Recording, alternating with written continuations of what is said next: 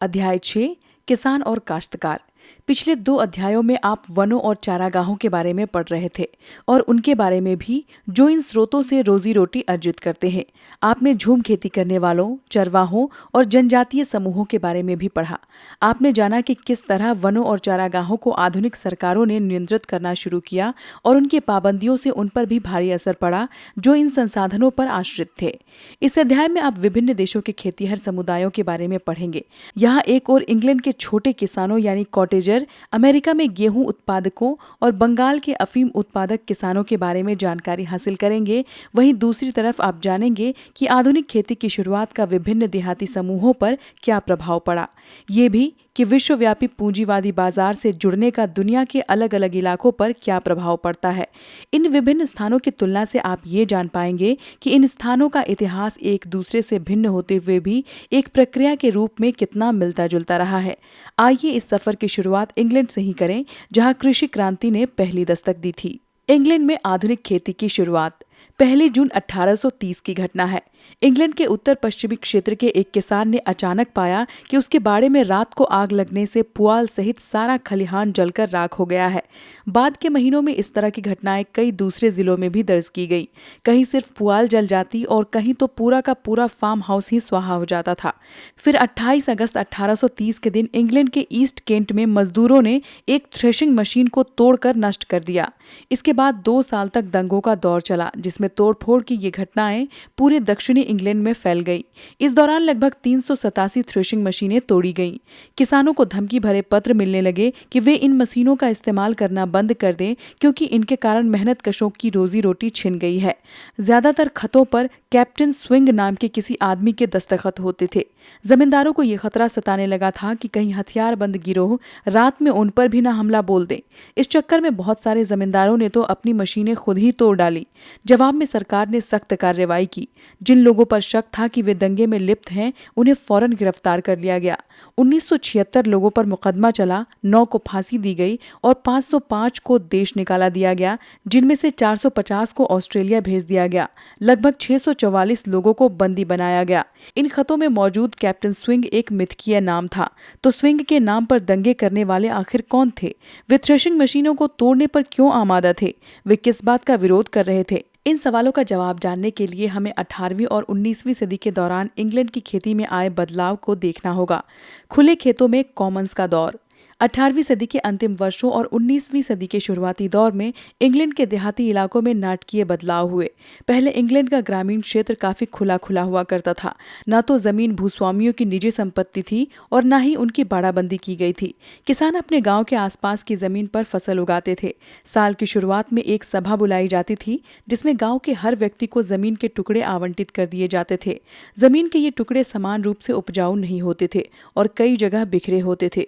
कोशिश ये होती थी कि हर किसान को अच्छी और खराब दोनों तरह की जमीन मिले। खेती की इस जमीन के परे साझा जमीन होती थी। कॉमन्स की इस साझा जमीन पर सारे ग्रामीणों का हक होता था। यहाँ वे अपने मवेशी और भेड़ बकरियां चराते थे, जलावन की लकड़ियां बीनते थे और खाने के लिए कंदमूल फल इकट्ठा करते थे। जंगल में वे शिकार करते और नदियों ताल तलैयों में मछली पकड़ते। गरीबों के लिए तो ये साझा जमीन जिंदा रहने का बुनियादी साधन थी। इसी जमीन के बल पर वे लोग अपनी आय में कमी को पूरा करते, अपने जानवरों को पालते थे। जब किसी साल फसल चौपट हो जाती तो यही जमीन उन्हें संकट से उबारती थी। इंग्लैंड के कुछ हिस्सों में खुले खेतों और मुक्त और साझी जमीन की यह अर्थव्यवस्था 16वीं शताब्दी से ही बदलने लगी थी। 16वीं सदी में जब ऊन के दाम विश्व बाजार में चढ़ने लगे तो संपन्न किसान लाभ कमाने के लिए ऊन का उत्पादन बढ़ाने की कोशिश करने लगे। इसके लिए उन्हें भेड़ों की नस्ल सुधारने और बेहतर चारागाहों की आवश्यकता हुई। नतीजा ये हुआ कि साझा जमीन को काट छाट कर घेरना शुरू कर दिया गया, ताकि एक ही संपत्ति दूसरे से या साझा जमीन से अलग हो जाए। साझा जमीन पर झोपड़ियां डालकर रहने वाले ग्रामीणों को उन्होंने निकाल बाहर किया और बाड़ाबंद खेतों में उनका प्रवेश निषिद्ध कर दिया गया। ये बाड़ाबंदी की शुरुआत थी। 18वीं शताब्दी के मध्य तक बाड़ाबंदी आंदोलन की रफ्तार काफी धीमी रही। शुरू में गिने चुने भूस्वामियों ने ही अपनी पहल पर बाड़ाबंदी की थी। इसके पीछे राज्य या चर्च का हाथ नहीं था। लेकिन 18वीं सदी के दूसरे हिस्से में बाड़ाबंदी आंदोलन इंग्लैंड के पूरे देहात में फैल गया और इसने इंग्लैंड के भूदृश्य को आमूल बदल कर रख दिया। 1750 से 1850 के बीच 60 लाख एकड़ जमीन पर बाड़े लगाई गई। ब्रिटेन की संसद ने सक्रिय भूमिका निभाते हुए इन बाड़ों को वैधता प्रदान करने के लिए 4000 कानून पारित किए। अनाज की बढ़ती मांग। जमीन को बाड़ाबंद करने की ऐसी जल्दबाजी क्यों थी और इन बाड़ों का मतलब क्या था? नए बाड़े पुराने बाड़ों से भिन्न थे। जहां 16वीं शताब्दी के बाड़ों में भेड़ पालन का विकास किया गया, वहीं 18वीं शताब्दी के अंतिम वर्षों में बाड़ाबंदी का उद्देश्य अनाज उत्पादन बढ़ाना हो गया और इसका संदर्भ भी अलग था, एक नए दौर का सूचक। 18वीं शताब्दी के मध्य से इंग्लैंड की आबादी तेजी से बढ़ी। 1750 से 1900 के बीच इंग्लैंड की आबादी 4 गुना बढ़ गई। 1750 में कुल आबादी 70 लाख थी, जो 1850 में 2.1 करोड़ और 1900 में 3 करोड़ तक जा पहुंची। जाहिर है कि अब ज्यादा अनाज की जरूरत थी। इसी दौर में इंग्लैंड का औद्योगिकरण भी होने लगा। बहुत सारे लोग रहने और काम करने के लिए गांव से शहरों का रुख करने लगे थे। खाद्यान्नों के लिए वो बाजार पर निर्भर होते गए। इस तरह जैसे जैसे शहरी आबादी बढ़ी, वैसे वैसे खाद्यान्नों का बाजार भी फैलता गया और खाद्यान्नों की मांग के साथ उनके दाम भी बढ़ने लगे। 18वीं सदी के अंत में फ्रांस और इंग्लैंड के बीच युद्ध शुरू हो गया। इसी वजह से यूरोपीय खाद्यान्नों के आयात सहित व्यापार बाधित हुआ। इसका नतीजा ये हुआ कि इंग्लैंड में खाद्यान्नों के दाम आसमान छूने लगे। इससे उत्साहित होकर भूस्वामी अपनी बाड़ाबंद जमीन में बड़े पैमाने पर अनाज उगाने लगे। उनकी तिजोरियां भरने लगी और उन्होंने बाड़ाबंदी कानून पारित करने के लिए संसद पर दबाव डालना शुरू कर दिया। बाड़ाबंदी का युग। इंग्लैंड के इतिहास में 1780 का दशक पहले के किसी दौर से भी ज्यादा नाटकीय दिखाई देता है। इससे पहले अक्सर ये होता था कि आबादी बढ़ने से खाद्यान्न का संकट गहरा जाता था, लेकिन 19वीं शताब्दी में इंग्लैंड में ऐसा नहीं हुआ। जिस तेजी से आबादी बढ़ी, उसी हिसाब से खाद्यान्न उत्पादन भी बढ़ा। जनसंख्या वृद्धि की तेज रफ्तार के बावजूद 1868 में खाद्यान्न की अपनी जरूरतों का 80% इंग्लैंड खुद पैदा कर रहा था, बाकी का आयात किया जा रहा था। खाद्यान्न उत्पादन में हुई ये वृद्धि खेती की तकनीक में हुए किसी नए बदलाव का परिणाम नहीं थी, बल्कि हुआ सिर्फ ये कि नई नई जमीन पर खेती की जाने लगी। भूस्वामियों ने मुक्त खेतों, सार्वजनिक जंगलों, दलदली जमीन और चारागाहों को काट छांट कर बड़े बड़े खेत बना लिए थे। इस समय तक किसान खेती में उन्हीं सरल तरीकों का इस्तेमाल कर रहे थे जो 18वीं सदी के प्रारंभ में बड़े पैमाने पर प्रचलित थी। 1660 के दशक में इंग्लैंड के कई हिस्सों में किसान शलजम और तिपतिया घास यानी कि क्लोवर की खेती करने लगे थे। उन्हें जल्द ही एहसास हो गया कि इन फसलों से जमीन की पैदावार बढ़ती है। फिर शलजम, जो पशु भी बड़े चाव से खाते थे, इसलिए वे शलजम और तिपतिया घास की खेती नियमित रूप से करने लगे। बाद के अध्ययनों से पता चला कि इन फसलों से जमीन में नाइट्रोजन की मात्रा बढ़ जाती है, जो फसल वृद्धि के लिए महत्वपूर्ण थी। असल में लगातार खेती करने से जमीन में नाइट्रोजन की मात्रा घट जाती है, जिसके कारण जमीन की उर्वरता भी कम होने लगती है। शलजम और तिपतिया घास की खेती से जमीन में नाइट्रोजन की मात्रा फिर से बढ़ जाती थी और जमीन फिर उपजाऊ हो जाती थी। इस तरह 19वीं सदी के प्रारंभिक वर्षों में खेती में सुधार लाने के लिए किसान इन्हीं सरल तरीकों का नियमित रूप से इस्तेमाल करने लगे थे। अब बाड़ाबंदी को एक दीर्घकालिक निवेश के रूप में देखा जाने लगा था और मिट्टी की उर्वरता बढ़ाने के लिए लोग बदल बदल कर फसलें बोने लगे थे। बाड़ाबंदी से अमीर भूस्वामियों को अपनी जोत बढ़ाने और बाजार के लिए पहले से ज्यादा उत्पादन करने की सहूलियत मिली। गरीबों पर क्या बीती? बाड़ाबंदी ने भूस्वामियों की तिजोरियां भर दी, पर उन लोगों का क्या हुआ जो रोजी रोटी के लिए कॉमन्स पर ही आश्रित थे? बाढ़ लगने से पहले बाड़े के भीतर की जमीन भूस्वामियों की निजी संपत्ति बन जाती थी। गरीब अब न तो जंगल से जलावन की लकड़ी बटोर सकते थे, न ही साझा जमीन पर अपने पशु चरा सकते थे। वे न तो सेब या कंदमूल बीन सकते थे, न ही गोश्त के लिए शिकार कर सकते थे। अब उनके पास फसल कटाई के बाद बची ठूठों को बटोरने का विकल्प भी नहीं रह गया था। हर चीज पर जमींदारों का कब्जा हो गया। हर चीज बिकने लगी, और वो भी ऐसी कीमतों पर कि जिन्हें अदा करने का सामर्थ्य गरीबों के पास नहीं था।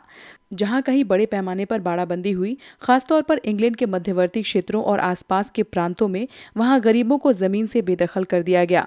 उनके पारंपरिक अधिकार धीरे धीरे खत्म होते गए। अपने अधिकारों से वंचित और जमीन से बेदखल होकर वे नए रोजगार की तलाश में दर दर भटकने लगे। मध्यवर्ती क्षेत्रों से वे दक्षिण प्रांतों की ओर जाने लगे। मध्य क्षेत्र में सबसे सघन खेती होती थी और वहां खेतीहर मजदूरों की भारी मांग थी। थी, लेकिन अब कहीं भी गरीबों को एक सुरक्षित और नियमित रोजगार नहीं मिल पा रहा था। पुराने जमाने में आमतौर पर मजदूर भूस्वामियों के साथ ही रहते थे।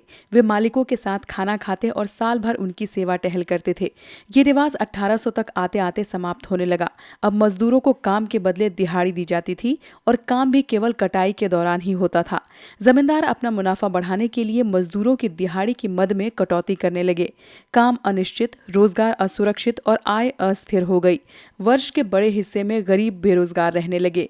थ्रेशिंग मशीन का आगमन। जिन दिनों नेपोलियन इंग्लैंड के विरुद्ध युद्ध छेड़े हुए था, उन दिनों खाद्यान्न के भाव काफी ऊंचे थे और काश्तकारों ने जमकर अपना उत्पादन बढ़ाया। मजदूरों की कमी के डर से उन्होंने बाजार में नई नई आई थ्रेशिंग मशीनों को खरीदना शुरू कर दिया। काश्तकार अक्सर मजदूरों के आलस, शराबखोरी और मेहनत से जी चुराने की शिकायत किया करते थे। उन्हें लगा कि मशीनों से मजदूरों पर उनकी निर्भरता कम हो जाएगी। युद्ध समाप्त होने के बाद बहुत सारे सैनिक अपने गांव और खेत खलिहान में वापस लौट आए। अब उन्हें नए रोजगार की जरूरत थी, लेकिन उसी समय यूरोप से अनाज का आयात बढ़ने लगा। उसके दाम कम हो गए और कृषि मंदी छा गई। बेचैन होकर भूस्वामियों ने खेती की जमीन को कम करना शुरू कर दिया और मांग करने लगे कि अनाज का आयात रोका जाए। उन्होंने मजदूरों की दिहाड़ी और संख्या कम करनी शुरू कर दी। गरीब और बेरोजगार लोग काम की तलाश में गांव-गांव भटकते थे और जिनके पास अस्थायी सा कोई काम था, उन्हें भी आजीविका खो जाने की आशंका रहती थी।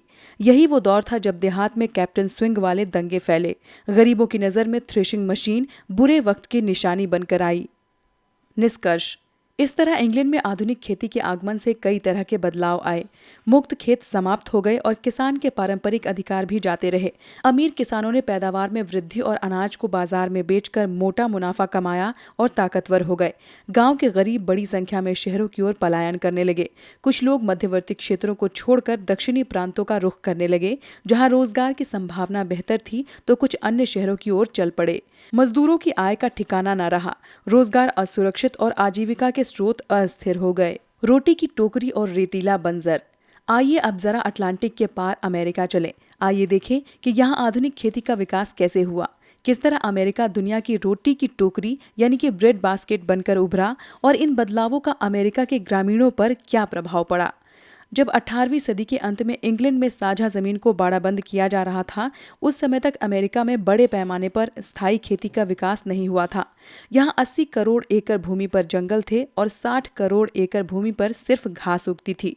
चित्र 5 से आप उस समय की प्राकृतिक हरियाली के बारे में अंदाजा लगा सकते हैं। उस समय अमेरिकी भूदृश्य का ज्यादातर हिस्सा श्वेत अमेरिकियों के नियंत्रण में नहीं था। 1880 के दशक तक श्वेत अमेरिकी बसावट पूर्वी तट की एक छोटी संकीर्ण पट्टी तक सीमित थी।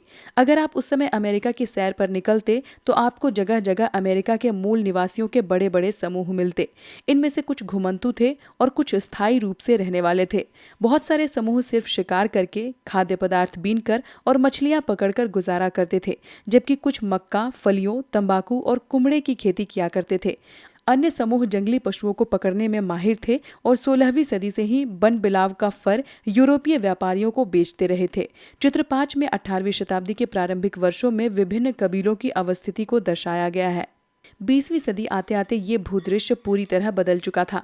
श्वेत अमेरिकी पश्चिम की ओर फैल गए थे और उन्होंने वहां की जमीन को कृषि योग्य बना लिया था।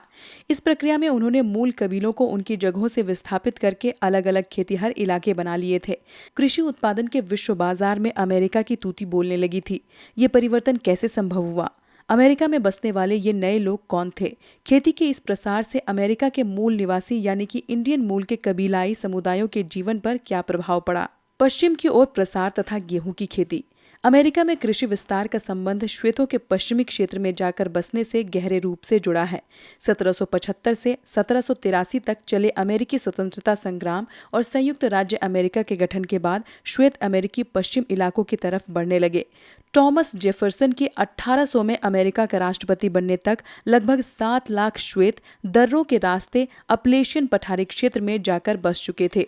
पूर्वी तट से देखने पर अमेरिका संभावनाओं से भरा दिखता था। वहां के बियाबनों को कृषि योग्य भूमि में बदला जा सकता था। जंगल से इमारती लकड़ी का निर्यात किया जा सकता था। खाल के लिए पशुओं का शिकार किया जा सकता था और पहाड़ियों से सोने जैसे खनिज पदार्थों का दोहन किया जा सकता था। लेकिन इसका मतलब था कि पहले यहाँ के अश्वेत निवासियों को निकाल बाहर किया जाए।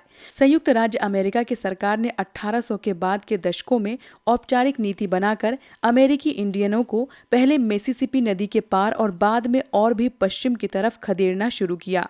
इस प्रक्रिया में कई लड़ाइयां लड़ी गई, मूल निवासियों का जनसंहार किया गया और उनके गांव जला दिए गए।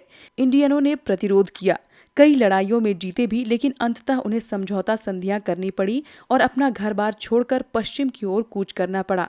मूल निवासियों की जगहों पर नए प्रवासी बसने लगे। प्रवासियों की लहर पर लहर आती गई।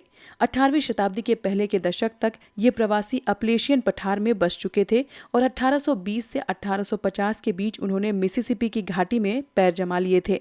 उन्होंने जंगलों को काट जलाकर ठूठ उखाड़ कर खेत और घर बना लिए। फिर उन्होंने बाकी जंगलों का सफाया करके बाड़े लगा दी। इस जमीन पर मक्का और गेहूं की खेती करने लगे। शुरुआती वर्षों में इस उर्वर जमीन पर किसानों ने अच्छी फसलें पैदा की। जैसे ही एक जगह जमीन की पैदावार घट जाती, किसान बेहतर जमीन की तलाश में नई जगह चले जाते।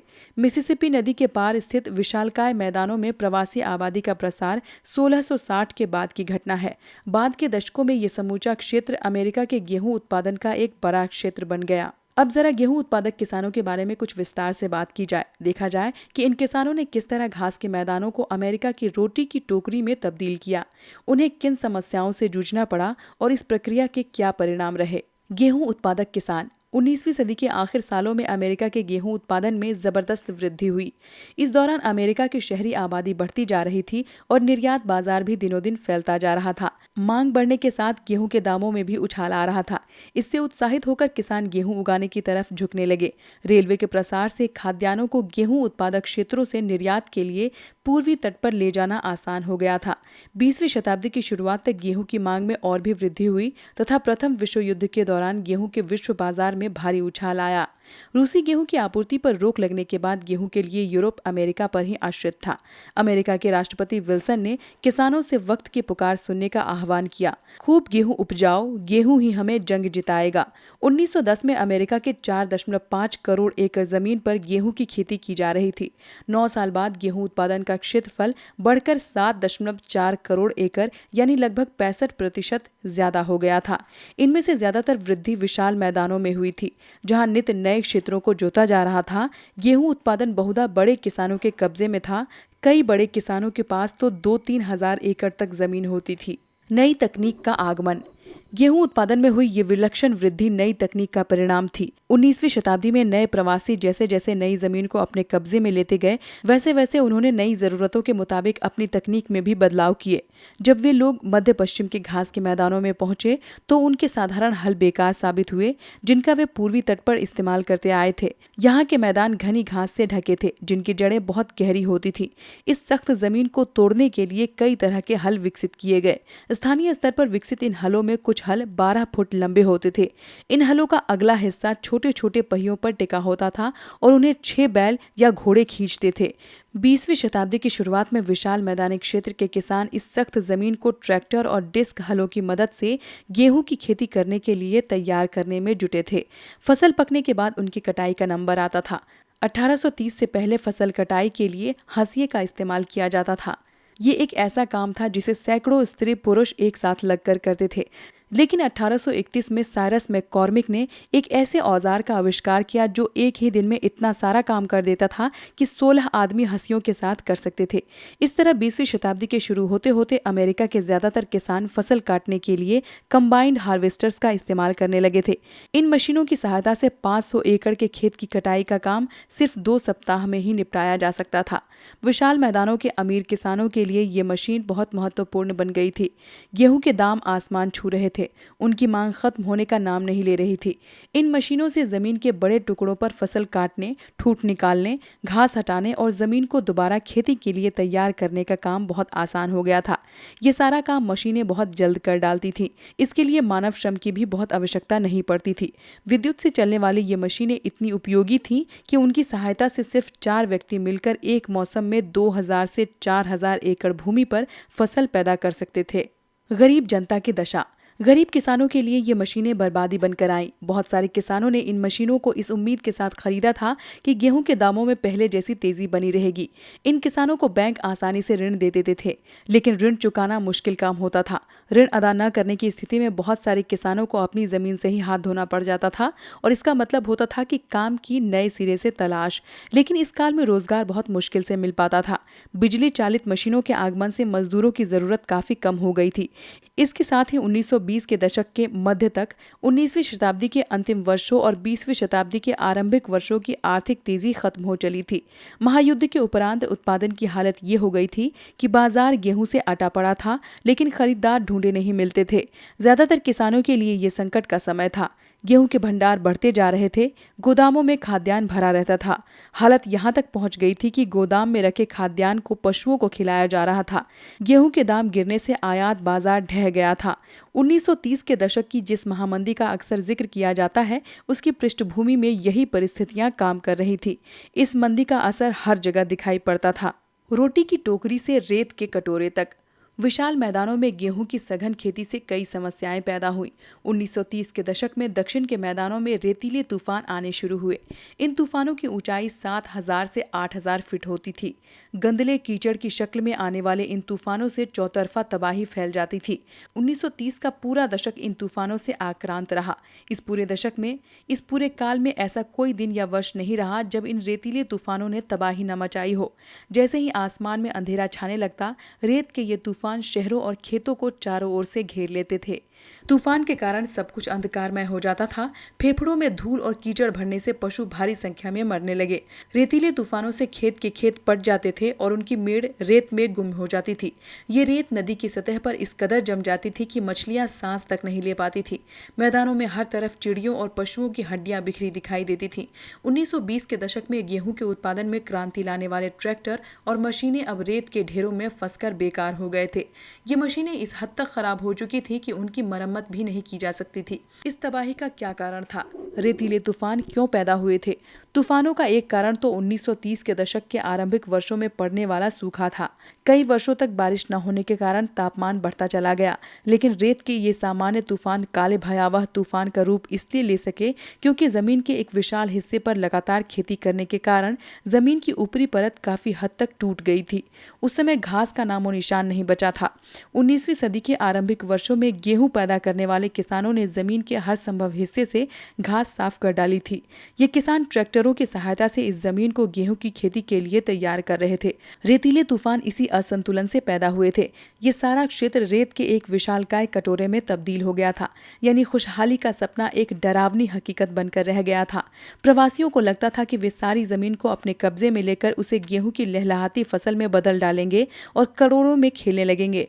लेकिन 30 के दशक में उन्हें ये बात समझ में आई कि पर्यावरण के संतुलन का सम्मान करना कितना जरूरी है। भारतीय किसान और अफीम की खेती। आइए अब भारत की ओर चले और देखें कि 18वीं शताब्दी के अंतिम वर्षों और 19वीं शताब्दी की शुरुआत में भारत के ग्रामीण क्षेत्र में क्या चल रहा था। जैसा कि आप जानते हैं, प्लासी के युद्ध यानी कि 1757 के बाद भारत में धीरे धीरे अंग्रेजी राज स्थापित हो चला था। औपनिवेशिक शासन के दौरान भारत के ग्रामीण क्षेत्रों में आमूल बदलाव आए। अंग्रेज सत्ता के लिए राजस्व सरकारी आय का एक बड़ा स्रोत था। सरकार अपनी आय बढ़ाने के लिए भू राजस्व यानी कि लगान की एक नियमित व्यवस्था करना चाहती थी।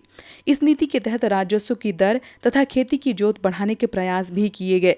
जैसे जैसे खेती का क्षेत्र बढ़ता गया, वैसे वैसे जंगल और चारागाह कम होने लगे। किसान और चारागाहों पर आश्रित समुदायों को इसके चलते कई समस्याओं का सामना करना पड़ा। अंग्रेजी सत्ता के कानूनों के तहत अब किसान जंगलों का मनचाहा प्रयोग नहीं कर सकते थे। सरकार ने जंगल और अन्य प्राकृतिक संसाधनों के उपयोग पर कई तरह की पाबंदियां लगा दी थी। किसानों पर लगान जमा करने का दबाव हर समय बना रहता था। औपनिवेशिक काल के दौरान भारत के ग्रामीण क्षेत्र ने विश्व बाजार की मांग के अनुसार कई नई फसलों को उगाना शुरू किया। 19वीं शताब्दी के आरंभिक वर्षों में नील जैसी व्यावसायिक फसलों की खेती इसी अंतर्राष्ट्रीय बाजार की मांग के फलस्वरूप शुरू की गई थी। शताब्दी का अंत होते होते यहाँ के किसान गन्ना, कपास, जूट, गेहूं और अन्य ऐसी ही निर्यात आधारित फसलें पैदा करने लगे थे। ये फसलें यूरोप की शहरी आबादी और इंग्लैंड स्थित लंकाशायर और मैनचेस्टर की कपड़ा मिलों की जरूरतों को पूरा करने के लिए पैदा की जा रही थी। भारतीय किसानों के लिए इस अंतर्राष्ट्रीय वाणिज्य और व्यापार से जुड़ने का अनुभव कैसा रहा, इस बात को हम अफीम की खेती के माध्यम से समझने की कोशिश करेंगे। इससे हमें खेतीहर लोगों पर औपनिवेशिक शासन के प्रभाव को समझने में मदद मिलेगी। साथ ही हम ये भी जान सकेंगे कि इस दौरान उपनिवेशों में बाजार व्यवस्था किस तरह काम करती थी। चाय का शौक, चीन के साथ व्यापार। भारत में अफीम के उत्पादन का इतिहास चीन और इंग्लैंड के पारस्परिक व्यापार से गहरे रूप से जुड़ा हुआ है। 18वीं शताब्दी के आखिरी वर्षों के दौरान ईस्ट इंडिया कंपनी चीन से चाय और रेशम खरीदकर इंग्लैंड में बेचा करती थी। चाय की लोकप्रियता बढ़ाने के साथ साथ चाय का व्यापार दिनों दिन महत्वपूर्ण होता गया। 1885 के आसपास इंग्लैंड में 1.5 करोड़ पौंड चाय का आयात किया जा रहा था। 1830 तक आते आते ये आंकड़ा 3 करोड़ पौंड को पार कर चुका था। वास्तव में इस समय तक ईस्ट इंडिया कंपनी के मुनाफे का एक बहुत बड़ा हिस्सा चाय के व्यापार से पैदा होने लगा था। इस व्यापार की एक समस्या ये थी कि इंग्लैंड में इस समय ऐसी किसी वस्तु का उत्पादन नहीं किया जाता था जिसे चीन के बाजार में आसानी से बेचा जा सके। चीन का मंचू शासक विदेशी व्यापारियों को संदेह की दृष्टि से देखता था। शासकों को भय था कि ये व्यापारी स्थानीय राजनीति में हस्तक्षेप किया करेंगे और शासकों की सत्ता में अड़ंगा डालने की कोशिश करेंगे। कुल मिलाकर मंचू शासक विदेशी वस्तुओं के लिए चीन के दरवाजे खोलने के पक्ष में नहीं थे। आखिर ऐसी स्थिति में पश्चिम के व्यापारी चाय के व्यापार को कैसे जारी रख सकते थे? व्यापार संतुलन कायम रखना उनके लिए एक बड़ी समस्या बन गया था। व्यापारी चाय के बदले चांदी के सिक्के दिया करते थे। चांदी के निर्यात को इंग्लैंड में अच्छी निगाह से नहीं देखा जाता था। ये एक तरह से इंग्लैंड के खजाने को खाली करना था। इंग्लैंड में ये सार्वजनिक चिंता का विषय बन गया था। लोगों में ये भावना घर करने लगी थी कि खजाना खाली होने से देश में गरीबी फैल जाएगी और राष्ट्रीय संपत्ति हाथ से निकल जाएगी। इसी कारण व्यापारी चांदी का विकल्प ढूंढने की कोशिश कर रहे थे। वे एक ऐसी वस्तु की तलाश में थे जिसे चीन के बाजार में बेचा जा सके। अफीम एक ऐसा ही उत्पाद था। चीन में अफीम की शुरुआत 16वीं शताब्दी के प्रारंभ में पुर्तगालियों ने की थी, लेकिन अफीम को मुख्यतः औषधि के रूप में देखा जाता था। बहुत सी दवाइयों में इसका इस्तेमाल किया जाता था। चीन के शासक अफीम की लत को लेकर चिंतित थे। वहां के शासक ने औषधि के अलावा अफीम के उत्पादन और विक्रय पर रोक लगा रखी थी, लेकिन राजकीय पाबंदी के बावजूद 18वीं शताब्दी के मध्य में पश्चिम के व्यापारियों ने चीन में अफीम का अवैध व्यापार करना शुरू कर दिया। पश्चिम के व्यापारी चीन के दक्षिण पूर्वी बंदरगाहों पर अफीम लाते थे और वहां से स्थानीय एजेंटों के जरिए देश के आंतरिक हिस्सों में भेज देते थे। 1820 के आसपास अफीम के लगभग 10,000 क्रेट अवैध रूप से चीन में लाए जा रहे थे। 15 साल बाद गैर कानूनी ढंग से लाए जाने वाली इस अफीम की मात्रा 35,000 क्रेट का आंकड़ा पार कर चुकी थी। इस तरह ये हुआ कि जहां इंग्लैंड में चीन से आयात की गई चाय लोगों की जबान पर चढ़ने लगी, वहीं चीन की जनता अफीम की लत का शिकार होने लगी। ये लत समाज के सभी वर्गों, दुकानदार, सरकारी कर्मचारी, सेना के लोग, उच्च वर्ग और भिखारियों में फैल गई थी। 1839 में कैंटन के विशेष आयुक्त लिन जे शू के अनुसार चीन में 40 लाख लोग अफीम का सेवन कर रहे थे। कैंटन में रहने वाले एक अंग्रेज डॉक्टर के मुताबिक लगभग 1 करोड़ 20 लाख लोग अफीम की लत के आदी हो चुके थे। एक तरफ जहां चीन अफीमचियों का देश बन गया था, वहीं इंग्लैंड का चाय व्यापार दिनों दिन प्रगति कर रहा था। अफीम के इस अवैध व्यापार से हासिल की गई राशि का इस्तेमाल चाय खरीदने के लिए किया जा रहा था। अंग्रेज व्यापारी अफीम कहां से प्राप्त करते थे? अफीम के व्यापार में भारतीय किसानों की भूमिका यहीं से शुरू होती है। बंगाल विजय के बाद अंग्रेजों ने अपने कब्जे की जमीन पर अफीम की खेती करनी शुरू की। जैसे जैसे चीन में अफीम का बाजार बढ़ता गया, वैसे वैसे बंगाल के बंदरगाहों से अफीम का निर्यात बढ़ने लगा। 1767 से पहले भारत से केवल 500 पेटी यानी कि 2 मन के बराबर अफीम निर्यात की जाती थी। सिर्फ 4 वर्षों के भीतर ये मात्रा 3 गुना बढ़ गई। 100 वर्ष बाद अर्थात 1870 तक आते आते सरकार हर वर्ष लगभग 50,000 पेटी अफीम का निर्यात करने लगी थी। दिनों दिन बढ़ते व्यापार को कायम रखने के लिए अफीम की मांग को बढ़ाना आवश्यक था, लेकिन ये काम इतना आसान नहीं था। आखिर किसानों को अफीम की खेती के लिए कैसे तैयार किया जा सकता था? किसान अफीम बोने के लिए तैयार नहीं थे। इसके कई कारण थे। सबसे पहले किसानों को अफीम की खेती सबसे उर्वर जमीन पर करनी होती थी, खासतौर पर ऐसी जमीन पर जो गांव के पास पड़ती थी। आमतौर पर ऐसी उपजाऊ जमीन पर किसान दाल पैदा करते थे। अच्छी और उर्वर जमीन पर अफीम बोने का मतलब दाल की पैदावार से हाथ धोना था। उन्हें दाल की फसल के लिए कम उर्वर जमीन का इस्तेमाल करना पड़ रहा था। खराब जमीन में दालों का उत्पादन न केवल अनिश्चित रहता था, बल्कि उसकी पैदावार भी काफी कम रहती थी। दूसरे, बहुत सारे किसानों के पास जमीन थी ही नहीं। अफीम की खेती के लिए ऐसे किसानों को भूस्वामियों को लगान देना पड़ता था। वे इन भूस्वामियों से बटाई पर ली गई जमीन पर अफीम उगाते थे। गांव के पास की जमीन की लगान दर बहुत ऊंची रहती थी। तीसरे, अफीम की खेती बहुत मुश्किल से होती थी। अफीम के नाजुक पौधों को जिंदा रखना बहुत मेहनत का काम था। अफीम बोने के बाद किसान दूसरी फसलों पर ध्यान नहीं दे पाते थे। अंत में सरकार अफीम बोने के बदले किसानों को बहुत कम दाम देती थी। किसानों के लिए सरकारी मूल्य पर अफीम पैदा करना घाटे का सौदा था। किसानों को अफीम की खेती के लिए कैसे मनाया गया? किसानों को अफीम की खेती करने के लिए अग्रिम रकम दी जाती थी। बंगाल और बिहार के ग्रामीण क्षेत्रों में गरीब किसानों की एक बड़ी जमात ऐसी थी जो हर समय आर्थिक संकट से घिरी रहती थी। भूस्वामियों का कर चुकाने या अपने लिए भोजन और वस्त्र का प्रबंध करना उनके लिए हमेशा मुश्किल रहता था। 1880 के बाद गांव के मुखिया इन किसानों को अफीम पैदा करने के लिए अग्रिम रकम पेश करने लगे। ऋण की सुविधा इन किसानों के लिए बड़ी राहत बनकर आई। ऋण की सुविधा के चलते किसान न केवल अपनी तात्कालिक जरूरतों को पूरा कर पाते थे, बल्कि पहले से लिए कर्ज को भी अदा करने की हालत में आ जाते थे। लेकिन इस ऋण व्यवस्था के साथ एक खराब बात ये जुड़ी हुई थी कि ऋण लेते ही किसान गांव के प्रधान और सरकार के बंधुआ हो जाते थे। इन किसानों तक ये रकम अफीम के सरकारी एजेंटों के जरिए पहुंचती थी। ये एजेंट गांव के प्रधान को अग्रिम रकम देते थे और गांव का प्रधान इन किसानों को। एक बार ऋण लेने के बाद किसान अफीम बोने से मुकर नहीं सकते थे। इस व्यवस्था के तहत किसानों को एक निश्चित क्षेत्रफल में अफीम बोनी पड़ती थी। फसल अफीम के एजेंटों द्वारा काटी जाती थी। एक बार फसल बोने के बाद उस पर किसान का कोई अधिकार नहीं रह जाता था। वो इस जमीन पर कोई दूसरी फसल नहीं उगा सकता था। उसे इस फसल को कहीं और बेचने की आज़ादी नहीं थी। साथ ही फसल के दाम एजेंट द्वारा तय किए जाते थे और ये दाम हमेशा ही बहुत कम होते थे। जहां तक अफीम की खेती से होने वाली कम आय का सवाल है, ये अफीम के दाम बढ़ने से दूर की जा सकती थी। लेकिन इस मामले में सरकार का रवैया सकारात्मक नहीं था। वो खुद इस बात के पक्ष में थे कि अफीम का उत्पादन कम से कम लागत पर किया जाए और कलकत्ता के अफीम एजेंटों को ये अफीम ऊंचे दाम पर बेच दी जाए। कलकत्ता स्थित ये एजेंट इस अफीम को चीन भेजने की व्यवस्था करते थे।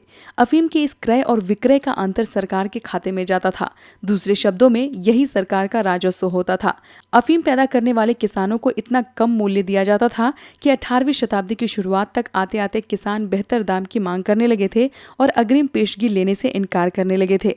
बनारस के आसपास के क्षेत्र में अफीम पैदा करने वाले किसानों ने तंग आकर इसकी खेती ही बंद कर दी थी। इसके बदले उन्होंने गन्ने और आलू की खेती अपना ली। बहुत सारे किसानों ने अपनी फसलों को घुमंतू व्यापारियों को बेच डाला था। ये व्यापारी किसानों को बेहतर दाम देते थे। 1873 तक बंगाल सरकार ने अफीम के व्यापार पर आधिपत्य जमा लिया। सरकार के अलावा कोई बाहरी व्यक्ति ये व्यापार नहीं कर सकता था। 1820 के दशक में अंग्रेज सरकार ने पाया कि उनके क्षेत्र में अफीम का उत्पादन घटने लगा है, जबकि गैर ब्रिटिश इलाकों में अफीम की खेती खूब फल फूल रही थी। मध्य भारत और राजस्थान जैसे गैर ब्रिटिश क्षेत्रों में अफीम का उत्पादन बदस्तूर जारी था। इन क्षेत्रों में स्थानीय व्यापारी किसानों को बेहतर मूल्य देते थे। 1820 के दशक में ये व्यापारी सशस्त्र दल बल के साथ व्यापार करते थे। अंग्रेजों की दृष्टि में ये व्यापार अवैध था। वे इसे तस्करी मानते थे और इस पर रोक लगाना चाहते थे। सरकार अफीम पर अपना आधिपत्य बनाए रखना चाहती थी, इसलिए उसने रियासतों में तैनात अपने एजेंटों को इन व्यापारियों की अफीम जब्त करने और फसलों को नष्ट करने के आदेश दिए। जब तक अफीम का उत्पादन जारी रहा, तब तक ब्रिटिश सरकार, किसान और स्थानीय व्यापारियों के बीच ये टकराव चलता रहा। लेकिन इससे हमें ये अर्थ नहीं निकालना चाहिए कि औपनिवेशिक भारत में सभी किसानों की हालत अफीम की खेती करने वाले किसानों जैसी ही थी। औपनिवेशिक भारत में अन्य किसानों की हालत के बारे में हम एक अलग अध्याय में बात करेंगे।